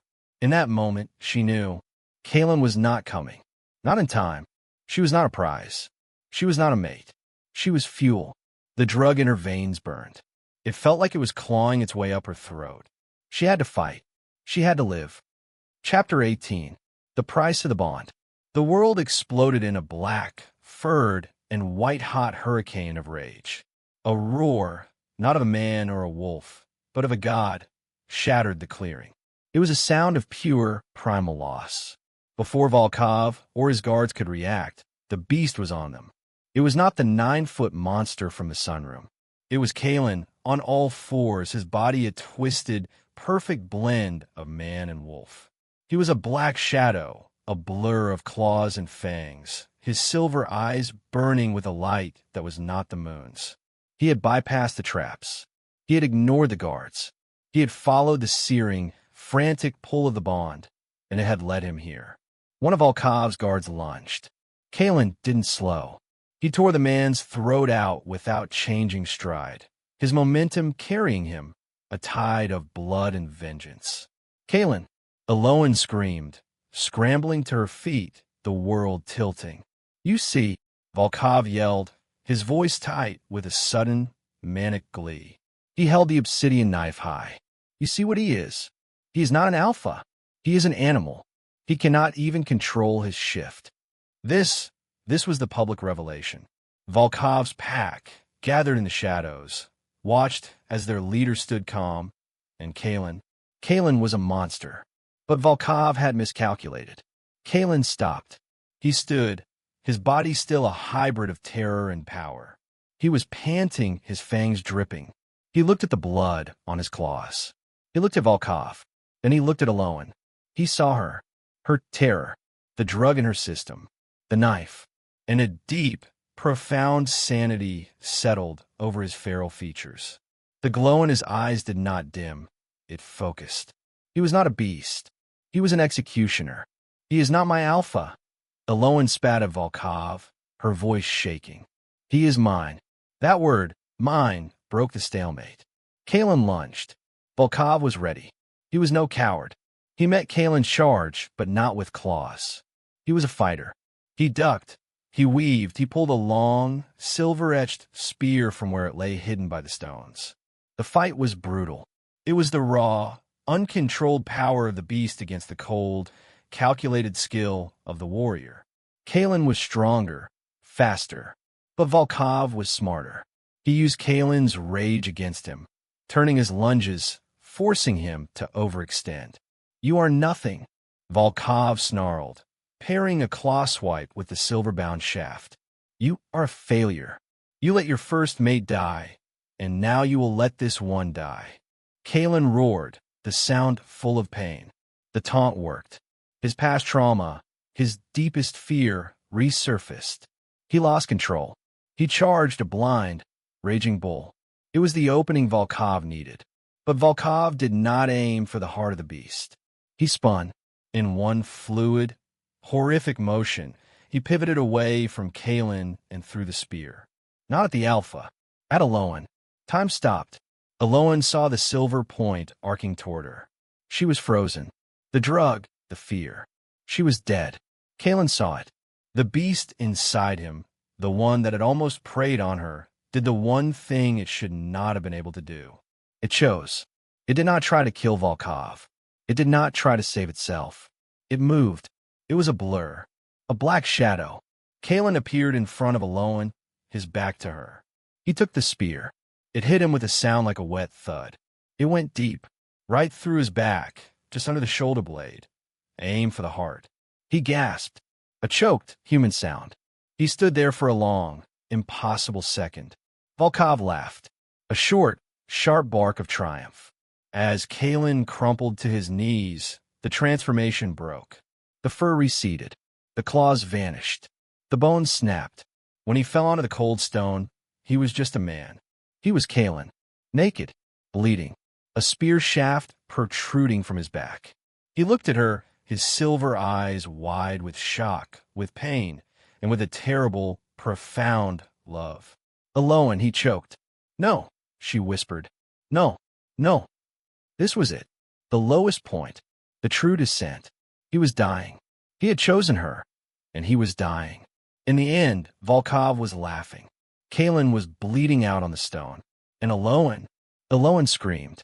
The drug in her veins, the fire that had been building, met the agonizing, soul-tearing snap of the fated bond as it frayed. Her scream tore through the night. It was not a human sound. It was not a sound of grief. It was a sound of birth. It was a roar. Chapter 19. The fire from the vein. The scream was not a human sound. It was the sound of a soul being torn from its sheath. It ripped from Elowen's throat, a raw, primal roar that vibrated the very stones of the clearing. It was a sound of agony, of loss, and of a power so profound it cracked the cold night air. Volkov laughed, his chest swelling with triumph. Yes, grieve him, girl. Let your pain call the wolf. Let it. His words died. Elowen's scream changed. The note of grief was consumed by a deeper, guttural tone. It was a sound of rage. What is this? Volkov whispered, his smile faltering. Elowen was on her knees, her hands clawing at the stone. But her hands were changing. Her nails were thickening, darkening, lengthening into black, curved talons. The drug in her veins was not a poison. It was a key. The trauma was the force turning it. A white-hot fire, hotter than the chemical burn, tore up her spine. It was an agony beyond description. Her bones snapped. Her spine elongated with a wet, tearing sound. Her shoulders broadened, muscles bunching and reforming under her skin. No, Volkov breathed, taking a step back. This is not the ritual. Kaelan, Elowen gasped, but the name came out as a growl. She looked at him. He was dying. The spear in his back was a grotesque black spike. His silver eyes were dimming, his lifeblood pooling on the ancient stone. He was watching her, his face a mask of agony, not from the spear, but from her pain. His dying was the last straw. The final, brittle piece of her old, human self shattered. Mine. The roar was not hers. It was the wolf's. She threw her head back. Her face contorted. Her teeth ached, growing, sharpening. Fur, the color of shadow and silver, burst from her skin. The world exploded. It did not go dark. It became brighter. She could see the individual hairs on Volkov's arm, 20 feet away. She could smell the fierce sweat of his distant guards, the damp rot of the moss on the stones, the cold iron of the torches. And she could smell him. Kaelan. He smelled of pine, of ozone, and of the rich, copper and salt scent of his blood. And she could feel the bond. It was not a spark. It was a thick silver cord, and right now it was fraying. It was snapping, thread by thread, as his life left him. No, she snarled. She was not on her knees. She was on her haunches. She was a creature of power, of moonlight and shadow. She was leaking. Claim her. Volkov yelled at his men. She is unbound. She is ours. The guards hesitated, their eyes wide with a primal fear. Elowen ignored them. She ignored Volkov. She crawled, her new claws scraping the stone, to the man who had died for her. Kaelan, she growled. His name felt strange on her new, fanged tongue. She put her face close to his. His breathing was a shallow, wet rattle. She did not know how to heal. She had no magic. She was a nanny. She was a monster. The wolf inside her knew. The bond was a two-way street. He had given her his protection. She would give him her life. She put her new, clawed hand on the spear shaft. She did not pull it out. Instead, she leaned down and pressed her mouth to the gaping, bloody wound beside it. It was not a kiss.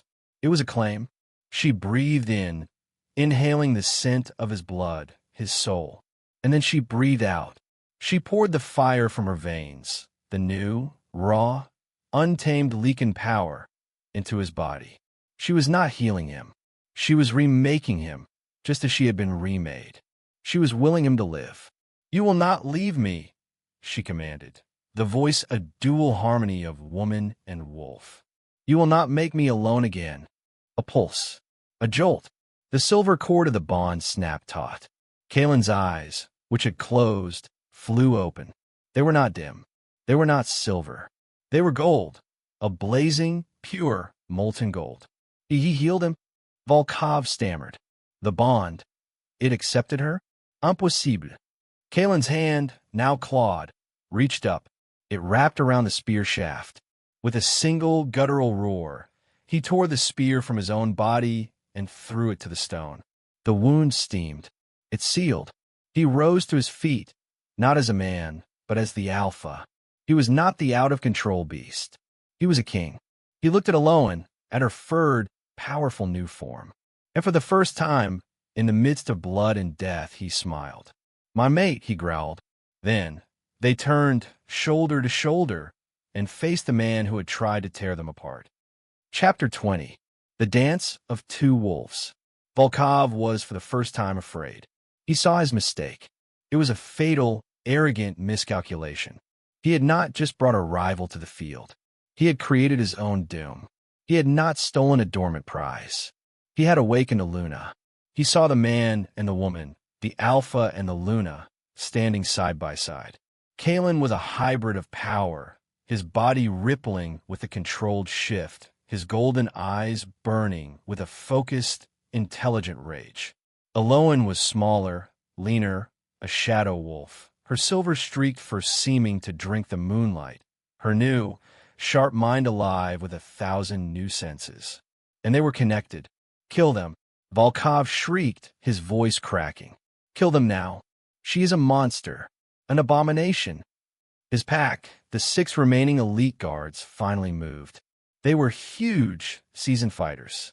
They drew their own silver blades, their faces grim. Kaelan did not give an order. He did not have to. He felt Elowen's intent. She was a flash of pure, primal instinct. He lunged left. She lunged right. It was a dance. It was a slaughter. Kaelan was a wall of muscle and fury. He met the first 2 guards head-on. He was not the wild beast. He was the warrior. He used his claws, his fangs, but also his mind. He parried a silver blade with his hardened forearm, the metal screaming, and snapped the man's neck with his other hand. Elowen was a blur. She was new. She had no training, so she was completely unpredictable. A guard swung a heavy silver axe at her. She did not block. She did not dodge. She dropped. She fell flat to the stone, the axe whistling over her fur. And from the ground, she sprang up, not like a wolf, but like a panther. She landed on the man's back, her claws digging into his shoulders, her fangs finding the soft, unprotected pulse of his throat. She tore it out and landed silently, her new silver eyes already locking on the next threat. She could feel Kaelan. She felt his pain as a blade grazed his ribs. She felt his surge of triumph as he disemboweled another attacker. She felt his pride. In 30 seconds, the clearing was silent again, save for the gasps of the dying. The 6 guard were 6 piles of cooling meat, and Kaelan and Elowen stood in the center, panting, covered in blood that was not their own. Only Volkov remained. He was shaking. The obsidian knife was still in his hand, but it was useless. This is not right," he stammered, backing away. The ritual was sacred. This is a perversion. Kaelan stalked toward him. "You spoke of my grief," he growled, his voice a low, lethal engine. "You spoke of my failure. You were right."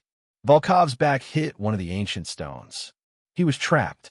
"But my failure was my strength," Kaelan continued, his golden eyes pinning the terrified Alpha. "My grief taught me what loss is, and I will never lose anything again." He was going to kill him. Slowly. "Kaelan." Elowen's voice. It was a low growl, but it was her. He stopped. She walked to his side. She was limping. Her new form was not used to this. She looked at Volkov, at the zealot who had tried to sacrifice her. "This is not your kill," she growled. Her voice a strange, beautiful harmony. Kaelan looked at her, confused. "He is an alpha," she said. "He is a thief. He stole. He tried to steal me." She looked at Kaelan, her mate. "And he hurt you." She turned back to Volkov. "Your pack," she said, her voice carrying in the silent, bloody clearing. "They are watching. They are in the trees." Volkov's eyes widened in a flicker of hope. My pack. They are watching their alpha," Elowen said, "who hides behind a knife. Who let his men die. Who is a coward. She did not kill him. Kaelan did not kill him." Elowen stepped forward, her claws extended. She did not strike his throat. She slammed her open, furred palm into his chest. Her claws, long and sharp, tore through his tunic. But she did not rip his heart out. She ripped the alpha mark off his chest, a ceremonial pendant, a chain of carved stones. She tore his rank from him. "You are nothing," she spat. "You're not an alpha. You're not a guardian. You're just a man, and you are banished." Volkov stared, in horror, at the broken chain in her hand. He was unmanned, defeated. Kaelan understood. This was a fate worse than death for a creature like Volkov. To be left with nothing. The rustle in the trees was the sound of Volkov's pack, his witnesses accepting the judgment. They were melting away, abandoning their broken leader. Volkov just slid down the stone, a hollow, empty man. The fight was over. Chapter 21. The moon's heavy light. The silence that fell was profound. It was heavier than the cold. It was heavier than the scent of death that saturated the clearing. Volkov was a broken, whimpering thing against the stone, forgotten. The true threat was gone. Elowen's body ached. The transformation, the fight, the adrenaline, it was all fading, leaving a deep, bone-weary pain. Her new muscles were screaming. She swayed. In a second, Kaelan was there. His strong arm, still half-furred, wrapped around her waist, pulling her against his solid, warm body. "You are hurt," he rumbled, his voice no longer the alpha's, but the man's. His golden eyes were fading, the familiar, beloved silver returning. "I am new," she breathed, leaning her head against his shoulder. His skin was hot. His scent was overwhelming, pine and victory and mate. They stood there for a long moment, two halves of a whole, surrounded by the carnage of their first battle. Kaelan looked down at her. He saw the silver-streaked fur, the new, fierce power in her stance. He saw the exhaustion. "It is over," he said, his voice rough. He had Rowan," she whispered, her voice cracking. The memory, the terror was still there. "He is safe," Kaelan said, his voice a vow. "Silas has him. He is safe. We are safe." He reached up, his hand still clawed, and gently, so gently, he brushed the matted fur from her face. It was the first, truly tender touch. The bond, which had snapped taut to save his life, now flooded them. It was not a spark. It was not a fire. It was an ocean. Elowen gasped. She could feel everything. She felt his relief, so vast it was almost painful. She felt his bone-deep exhaustion. She felt his grief for his first Luna, a scarred-over, old wound. And she felt his new, terrifying, all-consuming love for her. He felt her fear of abandonment, her deep, aching loneliness, her new, fierce, protective rage. A single, hot tear traced a path down her furred cheek. "Kaelan," she whispered. "I know," he breathed. He knew everything. He lowered his head. His own transformation was receding. His fangs shortened, his fur vanished. He was a man again, naked, bloody, and whole. Her own body was shuddering. The shift was unstable. "Elowen," he said, his voice firm. "Let go. Come back to me." She didn't know how. "It's okay," he murmured. "I have you."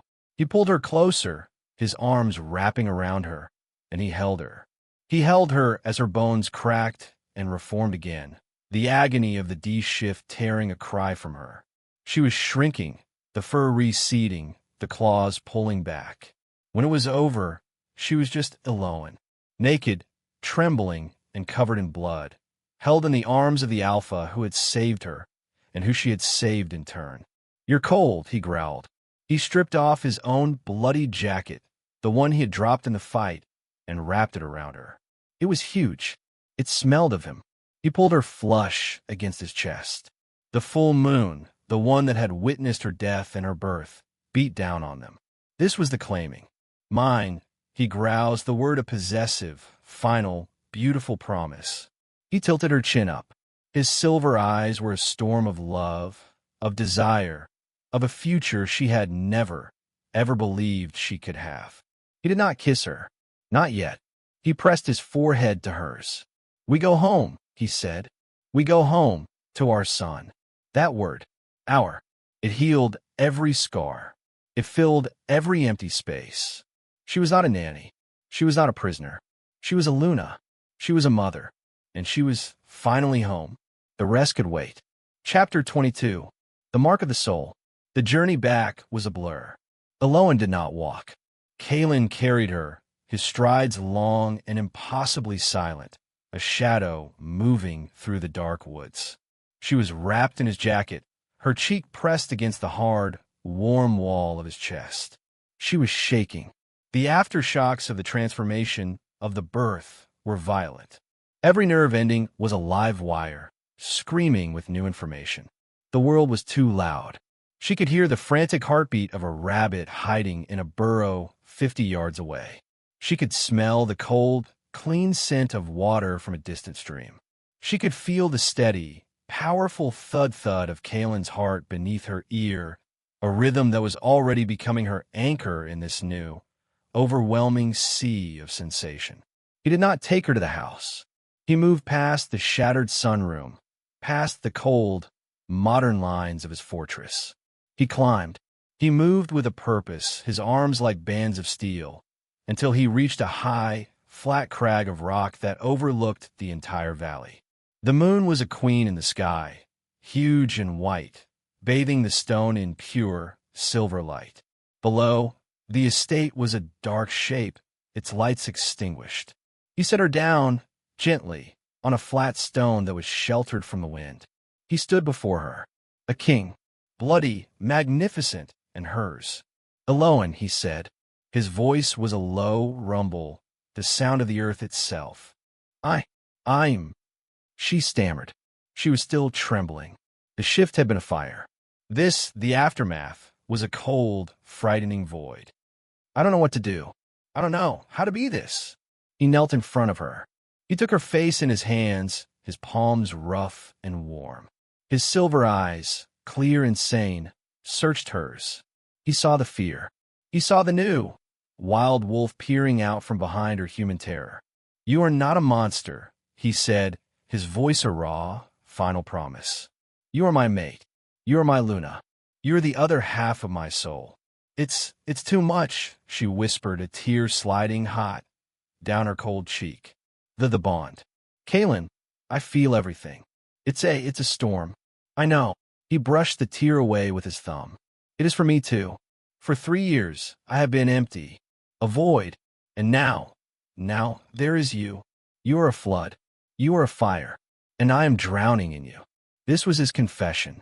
This was his heart, raw and open. "I need," she choked, her new, sharp claws, now retracted, ached under her fingernails. "I need an anchor.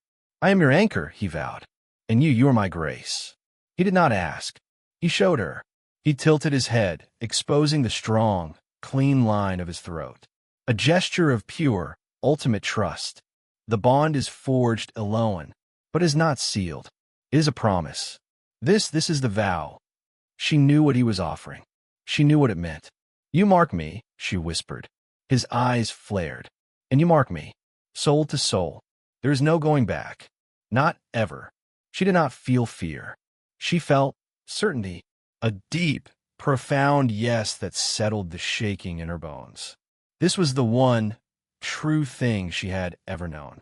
She leaned forward. Her fangs, small but sharp, ached. She pressed her face to his throat. She breathed him in. Pine. Ozone. Mate. She bit down. A jolt, white-hot and pure, shot through her. His blood was on her tongue. It was not a taste. It was life. It was his life. She felt it. A flood. His memories. His pain. The face of his first Luna. A beautiful, laughing woman. The agony of her loss. The hollow, gray years. The first time he saw Elowen in the foyer, bleeding on his floor. The spark. The fear. The love, so vast, so deep it was an ocean. A groan, half agony, half ecstasy, was torn from his throat. He pulled her away, his eyes black with desire, a small trickle of his blood on her chin. Now he growled, Mine. She was ready. She turned her head, offering the one place she had never, ever bared to anyone. Her neck, her pulse, her life. He did not hesitate, his face buried in her hair, his hot breath a promise against her skin. Then, his fangs, sharper and stronger than hers, sank into her. Pain, white-hot, blinding, exquisite pain that lasted for a single, infinite second. And then, rapture. The world did not go black. It exploded into pure, silver light. His soul poured into her. It was not a memory. It was him, his strength, his power, his loyalty, his wolf. The bond was no longer a chaotic ocean. It was a sun. It was a fixed, blazing point of gravity. It was the center of her new universe. It settled. The fire, the storm, the flood, it all calm, becoming a deep, powerful, steady sea. She was Elowen. She was a wolf. She was a woman.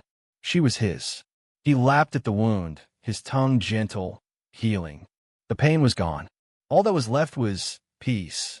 He pulled back, his silver eyes shining with a fierce, possessive, and utterly complete love. Luna, he breathed, and for the first time in her entire, lonely life, Elowen knew exactly who she was. Chapter 23. The Sound of a Name.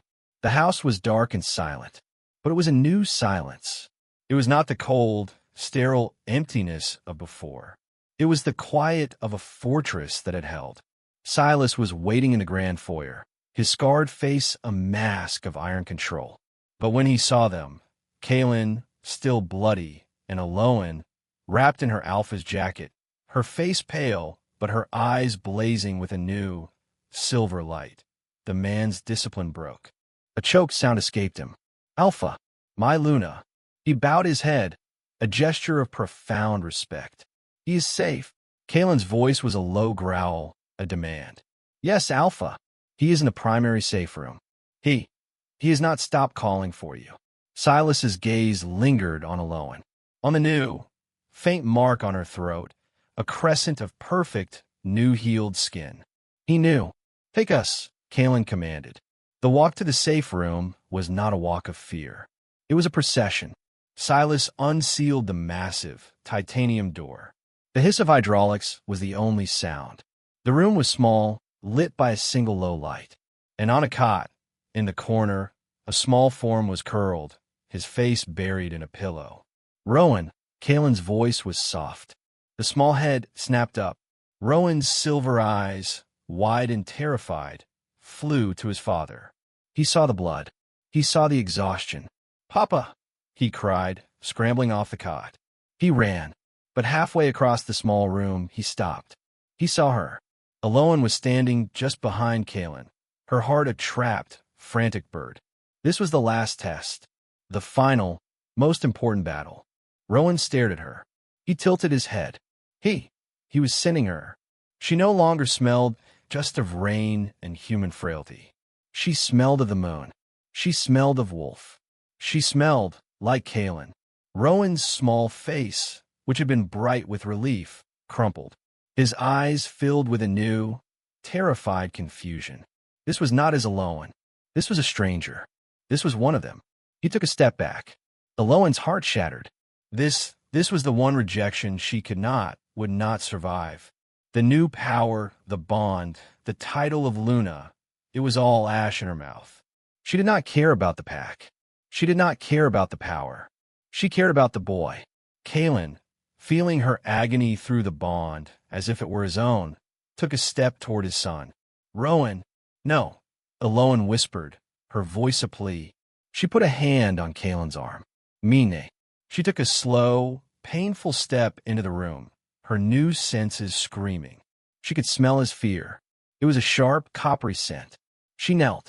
She dropped to one knee, making herself small, making herself vulnerable. She was the Luna of the pack, but she was a supplicant to this child. She held out her hand, the one that was not marked, not scarred. Her human hand. Rowan, she whispered. Her voice was just hers, not the wolf's. It's me. It's just me. Rowan looked at her hand. He looked at her face. He saw the same eyes.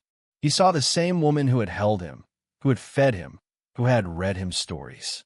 He looked at Kaelan, who stood, frozen, his heart in his throat. Then he looked back at Elowen. He saw the mark on her neck. He saw the new, strange light in her silver-gilt eyes. He saw safety. He ran. He did not run to his father. He launched himself across the last few feet and slammed into Elowen's chest, his small arms wrapping around her neck in a death grip. He buried his face in her hair. You're warm, he whispered, his voice thick. I'm here. Elowen choked, tears she did not know she had left streaming down her face. She wrapped her arms around his small, trembling body. He pulled back, just enough to look at her. His small, serious face was streaked with tears.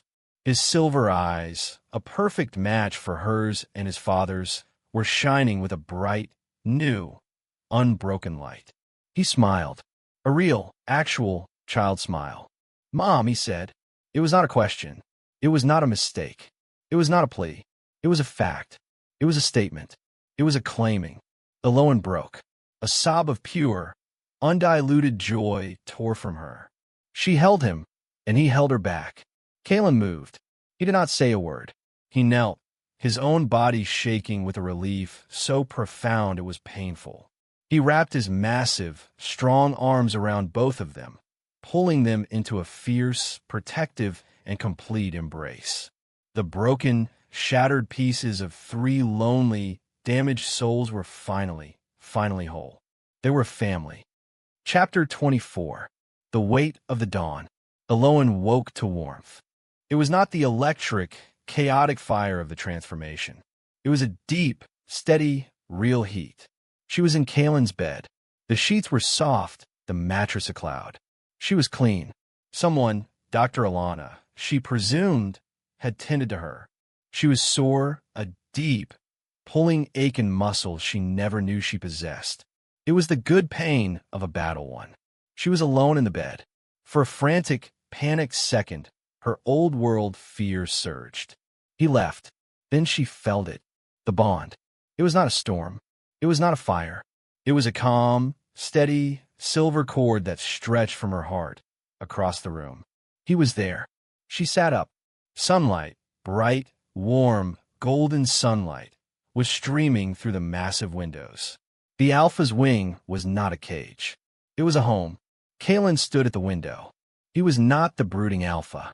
He was not the blood-soaked beast. He was a man, dressed in simple gray trousers and a soft sweater. He was bathed in the morning light, his silver-streaked hair almost glowing. He was watching the sunrise. And he was not. He was not restless. He was at peace. He turned, as if he had felt her gaze. A smile. A real one. It was slow, and it transformed his harsh, beautiful face. It lit his silver eyes from within. "Good morning, my Luna," he said, his voice a low, warm rumble. Elowen blushed. The word Luna still felt too big. I feel. How do you feel? He asked, walking toward her. She stretched. Her body popped. Her new senses were quiet. They were not screaming. They were just part of her. She could feel the wolf, no longer a monster, but a steady, quiet strength settled in her bones. "I feel like me," she said, a small wonder in her voice. "Just more." He sat on the edge of the bed, his presence a comfort. He took her hand. "The pack will have questions. Volkov's pack. They are now leaderless. There is much work to do. The old Elowen would have flinched at the word work, at the responsibility. But the new Elowen just nodded. We will do it. Together. It was not a burden. It was a purpose. She was not a ghost in someone else's hallway. She was a queen in her own. First, Kaelan said, his eyes darkening with an emotion that was all man, there is one more thing to do. He leaned in. The kiss was not the desperate, frantic claiming of a night before. It was slow. It was tender. It was a promise.